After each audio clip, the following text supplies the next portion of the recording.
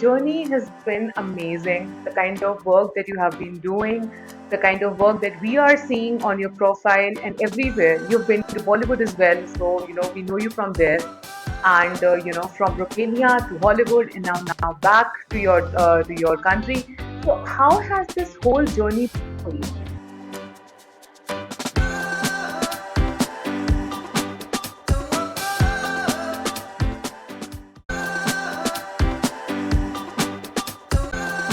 So if you could just give us certain highlights of that, how has that been for you? So, I've been born an artist because I started from painting. Everything started from painting, like a canvas and oils and acrylics.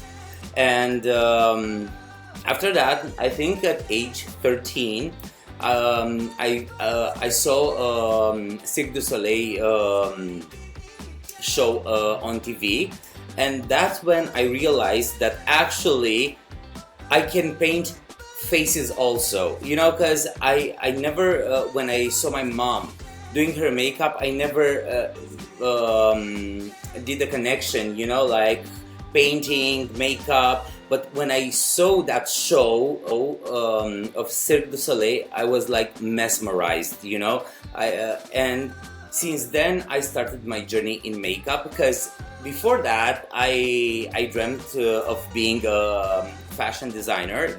I was sketching. I had my own personal painting teacher at home, so I was dreaming like to design gowns and everything. And after that I saw that show, and I was like, no, forget about fashion design, like I want to paint faces. And that was like the start at 13. And after that I just went. My mom, she's very intuitive person, and she was like, okay, let's put you in like the the the basic of the basic makeup course, like to see if you have it. And she was like, she paid me, she paid the class for me when I was 13 and something years old. And that's how it started. And after that, my former boyfriend opened a salon, and I worked there. And I also learned how to do nails, because in Romania, when you live in a small city, the events are happening during the weekend, but also I wanted to earn money during the week, so I started doing nails also. And I learned how to do nails with OPI brand, and I was the first guy in Romania doing nail design. And after that, I moved to Bucharest, and that's how actually my career started. And I've worked with for Miss Universe Romania. I've worked for Miss Universe California. I did a lot of TV shows, a lot of artist music videos, stuff like that. And after that I discovered fashion, like editorials and stuff, and I started working for fashion campaigns, fashion editorials in Romania and abroad. I also did some cinematography, like I have 5 movies of my own, like I signed the makeup design. But that was a very short love story, because actually I know that in India it's so the film industry is so heavy, and I kind of like, I love doing movies, but for a very short while, because on set for movies you're gonna stay even 18 hours, and that's not the goal. That wasn't the goal for me. And you cannot be very creative, because for movies you need to keep it on the real side, of the image. And I said, okay, let's go back to let's go back to fashion. That's my celebrities and fashion. And I worked with internationals, a lot of internationals. And for 3 years, I also have been the creative director of a publication called La Nouvelle Esthétique, French publication. And for 7 years, I've been the national makeup artist for Yves Saint Laurent Beauty in the international team. And now I'm again a freelance, enjoying my life, and hopefully I'll do good as a presenter for my podcast.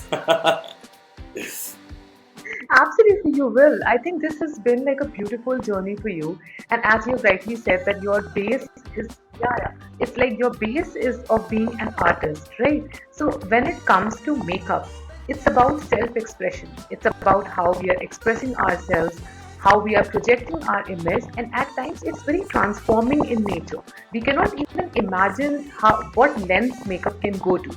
So for you, is it more about like an exoskeleton? It's about, how people are trying to see themselves, or is it more about how they are trying to reflect their own personality? So whether it's like an outward looking process or like an introspection to their own self. So what is your take on this? For me, for many years, I was delivering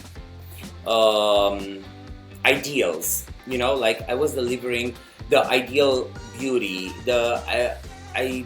Because most of my clients at that time were so very focused on the outside without caring of the inside, of the inner energy, of the inner them. So I was delivering the beauty. Like I was changing when I was doing makeup. I was changing their features. I was making them like not them. But now, because I started recently studying psychology, I just feel that we, like us as human beings, we have multiple facets. We have multiple sides of us, and I just feel that if you take your time as a makeup artist, as an artist, to talk to your client for 10 minutes, you can see which side of her wants to come out, and after that you can build the makeup around that side just to highlight it. I just feel that makeup should highlight the side of that personality of that person that wants to come out. Absolutely. I think that's like a very interesting angle to this whole industry, because it's been proclaimed as an aesthetic industry, whether it's fashion or beauty or makeup. It's very aesthetic in nature, and for the longest time, I think this industry was blamed too much upon creating an image which is not real, setting beauty standards which cannot be achieved. And with the new generation that is coming up, I think Gen Z and the new generation which is going to come in the industry in the future, they are very conscious about all these things. Right now, it doesn't matter how you look like. It's about what goes inside your brain more than what is there on your face. It's more about what you are presenting on the table. So I think makeup industry is also evolving in that matter.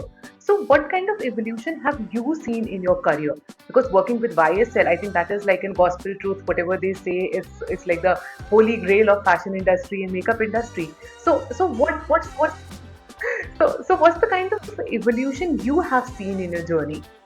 I just feel that when I started doing makeup was simple. Like you needed a foundation, just a tiny bit of concealer, some shadows and stuff like that. Like even the makeup kit was easier and simpler. Now I just feel that there are a lot of brands, and with the evolution of technology, there are appearing a lot of products, and I just feel that sometimes, and not with all brands, they are telling people, like women, if you don't buy this or if you don't buy this, you cannot be the best of you. So I just feel that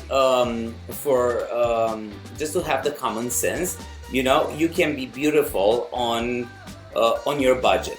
First of all, it doesn't matter if you buy a Nike product, or because I love Nike. I love Indian brands. Like, Indian brands for me are like amazing. When I came home to Romania, I just bought like 10 kilos of Indian brands. So I have them with me in my kit. I'm like, to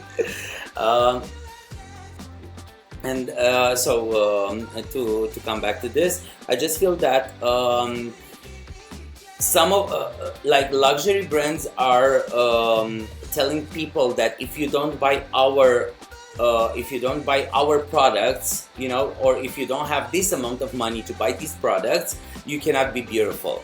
My take on this is, if a woman has only $1 to spend on makeup, she can afford products to be beautiful. Like, I don't feel that, okay, makeup will enhance, but the beauty is natural. The beauty is inside, So I just feel that some policies, I do not agree with them, but I just feel that young people nowadays, they're starting to evolve into more of authentic, like to be more authentic and to be more mindful of their beauty, So yeah, I just feel that slowly the evolution is going to authenticity, So yeah, I'm glad to see this, because when I was younger, like, beauty meant having this heavy foundation, having the dark eyes, and now I just feel that everything, like, young people are starting to express themselves, through their unique techniques. So I love watching some of my students that are experimenting with stuff, because I'm learning, and I love their curiosity. I love how they do makeup around shaping their personality, not trying to achieve something that society, like the pattern that society asks them to be, So I just feel that these new generations, these young generations are amazing, and they have the courage that some of us didn't have, when we were like younger. So I just feel that the evolution is going good. That is so true, Christian. I think this has a lot to do with the connectivity that we have right now. Everything which we can see on screen, and everyone who has something or the other to say, they have the platform for that. Earlier, I think, when this whole bandwagon of Instagram and Reels and TikTok, that wasn't there in the industry. At that time, a lot of voices were shut down. There were a lot of people who couldn't express themselves, and right now they have the platform to do that. And with Instagram, I think, with the global connectivity that we have, like me talking to you, I think we couldn't connect if internet wasn't that kind of a boom which it is right now. Right. So I think it has a lot to do with Instagram and all these platforms. So how much of these platforms affect your creativity? So is it like, is it you presenting something for the platform, or it's the other way around? Are these platforms inspiring you to create something which could connect to you later? So which way is it? For a long time. This is, I'm so glad you asked me this. For a long time, I did work only to be seen. I presented on my platforms what people wanted to see, and it worked. It worked till a point. But when I started to be authentic, to showcase what I like, my art, my real art, my the art that's inside me. Everything boomed.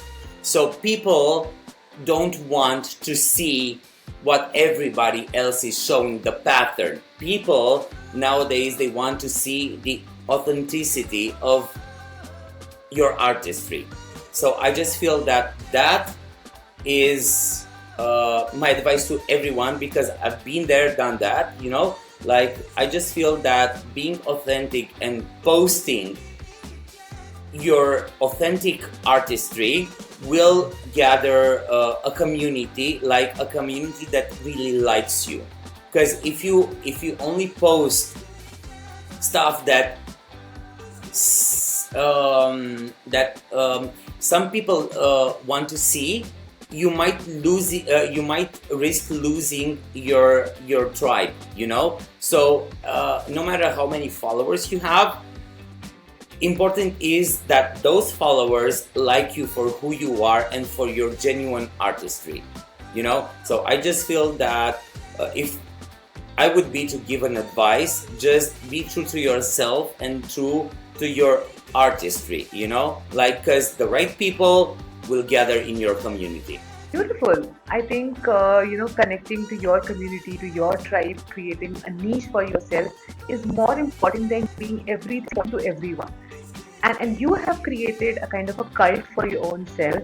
And, people who are following you, people who are there as your students, I think they have a lot to learn from your experience and your personality in general. So, Christian, I think on that point, I would want to ask you that a lot of things that we see on screen the process that goes beyond that is our mental health, is how sane we are in our head, how sane we are with our thoughts. How do you keep yourself stable and sane in this competitive industry? Because everyone, everywhere on this earth, they are creating content. Whether it's fashion, it's beauty, it's editorials, everyone has something or the other to say. So how do you keep yourself focused and just sticking to your niche on this? So how do you do that? First of all, I love education and I love sharing my skills with my community in the most honest way possible. I'm not saying to my community, you only can be beautiful by buying this or by doing this technique. I never said I'm the best. I always say on my platforms that I'm showcasing you what worked for me during these years. I'm not the best. I will never say that I'm the best. Actually, for me, I am the best. For myself, I am the best because I love myself and I love my artistry and I love my style. But I feel that being honest to people, like telling them, it's okay not to like me. It's okay not to like my style. And people, when you say that, or thank you for giving me a feedback, a good or negative or whatever, and I don't, because when I was younger, I was like stalking every content creator. Let's see this, let's see what this person is doing. So I was getting flustered, because I was like, okay, I'm doing something close to what you're doing, but you're having like 300k views and I'm having only 10k. So I stopped doing that. I'm using my platforms to tell people my version of makeup, to tell them what worked for me during these years, and I stopped looking at others, because it's so easy to flip in that side, with not with curiosity, but with rage. Why do you have so many followers or so many views and I don't? And I stopped doing that because I trust myself. I trust what worked for me during these years, And I'm telling people, like, this is me, this is my technique. I will never say that my technique is the best. I won't say it's the worst. It's what worked for me during these years, and I'm sharing you in the most genuine way. If you like it, it's okay. If you don't like it, it's also okay. You know. So yeah, and from time to time, when I feel that I'm my back is getting heavy, with all these informations, with all these behaviors, I'm just taking a week off internet. I put my phone aside and try to go as much in nature, try to read books, not not phone, not laptop, not nothing, just to clear and to clear my mind and my soul, and to be able to come back in a positive way, because I just feel that the burden, sometimes social media can be a burden, and that burden, if you are not paying attention, you can slip into mental heaviness, let's say. So from time to time, I just close my apps, I close my phone, and go away from social media like 2, 3, 4, maximum a week, just to recalibrate and to come back, So yeah, I just feel that for content creators, I just feel it's amazing to be able to make a step back and put everything down for a while, to how to say, to do a bit of inner work, mentally, exactly, and absorb and integrate everything, so that you can come back, like more positive, like in peace.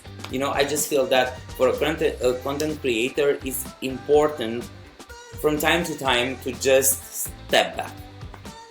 Absolutely true. I think, this is a very important aspect of every industry these days, whether it's fashion, beauty, or any industry for that matter. It's very exhausting. At times, it becomes, the information is there around us, and, whether you like it or not, you would have to absorb that information. And the more absorption we do, it becomes taxing for ourselves. And I think this is where this creative block comes from. So, how do you tackle that? How do you tackle your creative block? And do you even have that? Oh, like all artists, I have. Yeah, I've had when I have blockages, I told you, I just step away from social media. Just step away and return to my basic inspiration. That's nature. So that's why from time to time I go in nature. I observe colors, I observe patterns, I observe animals, the nature's combinations of colors. So yeah, that gets me in the flow, in the creative flow again, But I need to be there, in nature, with all the natural energy, with everything that is happening. Because in my opinion, nature, it's the best source of inspiration. And I just feel that blockages come come in those moments that you have your mind heavy, your heart heavy, your energy is heavy. So a detox from everything, it's good, so you can restart the flow. You can restart the flow. Exactly, so that your creative juices are running all the time. So I think, Christian, I would like to ask you a very interesting question over here.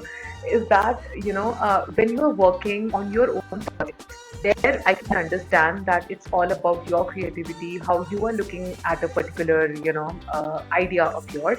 But when you are working on an editorial, for example, or like a fashion campaign, wherein you would have to dance to other person's tune, whether it's the creative directors or the brand, or how they are trying to project a particular, a project, how they are mounting the project. So how do you handle these disagreements? So if you don't want to do something and the brands, they want you to present a particular thing which you don't agree to, so how do you tackle these situations? When we're talking about an editorial, it's like usually with editorials, we are having like a brainstorm meeting. So at the end of that meeting, everyone will be okay with everything, because magazines are doing their best to satisfy everyone, and that the model or the everything should fall in place perfectly. It's when you're doing an editorial, a fashion editorial, it's not about only the makeup. Only if it's a beauty editorial, it's not only about makeup or hair or styling. It's about everything to fit in and to look amazing. So it's there for editorials, it's teamwork. And with clients, with paid jobs, our client, I don't care if he wants, I don't know, a unicorn horn in the forehead. It doesn't matter if I like it or not. That's my project, paid project. So I will do anything to satisfy the client because he's paying me. So when the client has a vision, who am I to tell him that he's wrong? If he's paying me, he's right. If he likes that, it doesn't matter if I like it or not. If he's paying, I'm willing to do it. Because when we're talking about hiring a makeup artist, the client comes to you and tells you, I want, like, this is my vision. Okay, and I will do anything I can, and in my know-how and in my power, to make that vision come alive. So when we're talking about, because it's besides artistry, it's business. So we all have bills. We all have, So for me, the ratio is I'm working 80% of my time to make money to sustain my 20% of artistry. So when we're talking about paid campaigns, clients, lookbooks, or whatever, or like private clients for private parties, I'm the most easygoing guy, because if you're paying the amount that I'm asking for, and I will deliver whatever you want. If you want to be a mermaid, you will be a mermaid. Like, that's business. I think that is the most sensible way to look at it. Just keep your creative instincts intact and do the business. I think that's what is making us survive in this industry. So just let us just address the elephant in the room, which is AI, which has come. So we don't even understand what is real, what is not real, and when we talk about a creative industry.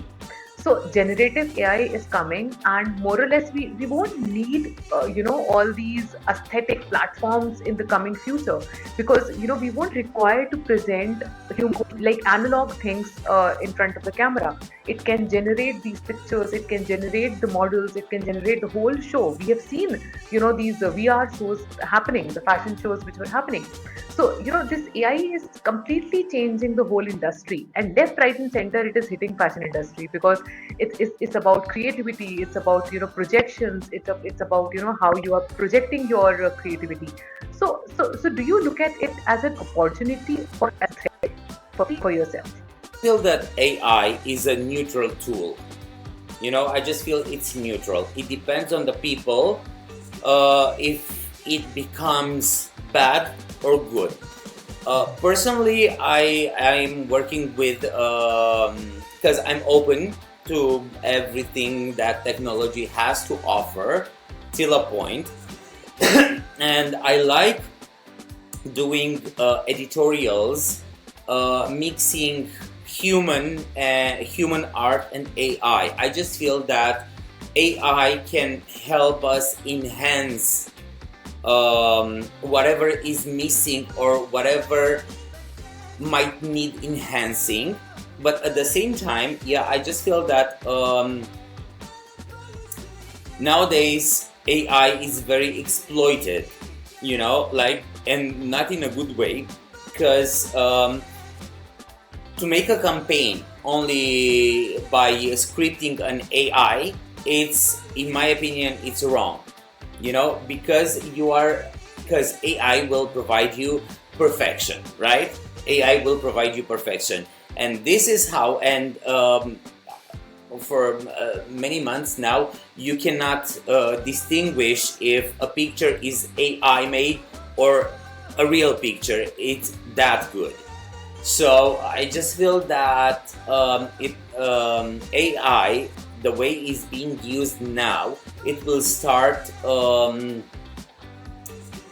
flustering people, because people, they're seeing perfection, like a very good image that you cannot distinguish if it's AI or a real person, So that kind of behavior, like online behavior, like campaign behavior, will fluster people, and I think we are heading to mass depression. I think, every artist should have his or her eye open in this situation. And I think, when technology, started spreading its wings, we all were afraid of, what length it can go. And same thing is happening with AI. It's like many folds faster than that. So I think, what you have said completely makes sense right now, that, we cannot, shy away from the fact that we are using it or we are not using it. It's just that, just keep your senses intact. Just keep your, mind open towards it. So basically, what's coming in the future? What are you currently working on, and what's coming? In your podcast, I think we are all looking forward to it, with you hosting it, with you trying to connect to a lot of different interesting people. So, so we are looking forward to it. So what else is happening in your life? So I started this podcast. So I'm enjoying the process of, because I'm learning. I also enrolled for the University of Psychology. So yeah, I just because I figured that I want to explore more the human psyche. So this is my third university. So yeah, the third faculty I'm doing. So I'm excited to learn, and will continue my projects now. In the following 2 months, I will be traveling a lot, Italy, France, for some projects, some campaigns, and I'm so excited. And yeah, I'm trying to because I'm trying to keep the sanity of my mind. That's why I started doing psychology, learning psychology, because I want to integrate everything that's happening in the world right now, with technology, with AI, with art, with everything. I want to integrate it in a very healthy way, because and I think each one of us should start realizing that we are not perfect as human beings, but we are perfect in our imperfection, So, and I just feel that we are the ultimate AI, like us, flesh and bones. We are the ultimate AI. If we start looking more into the mirror and accepting ourselves for how we are and who we are, I just feel that this AI won't be such won't create such a chaos, But because people are looking for perfection, and trust me, perfection doesn't exist. Like in real life, perfection doesn't exist. But that's the fun of it, right? That's the fun of it. Nature is not perfect, but in all imperfection, it's perfect the way it is. So that's why I started doing this, because I want to integrate everything in a very healthy way. Yeah, and perfection is boring as well. And the more perfect we look, the more perfection we look in things, it becomes very boring, because the nuances of life is it's in its imperfections. It's how we can improve ourselves, how we can grow in the coming future. So Krishan, thank you so much for coming to this platform. This conversation has been amazing. It doesn't feel like that we are connecting for the first time. It's like I'm just chatting with a friend of mine. So, and the points that you've discussed about, these were, really mesmerizing, because coming from professional like you have seen the industry, you have seen the world, you have traveled, you've like met a lot of people. And if you are, still trying to learn, if you are still open for, improvements in your personality, in your life, in your professional life, so I think a lot of people have to learn a lot from you.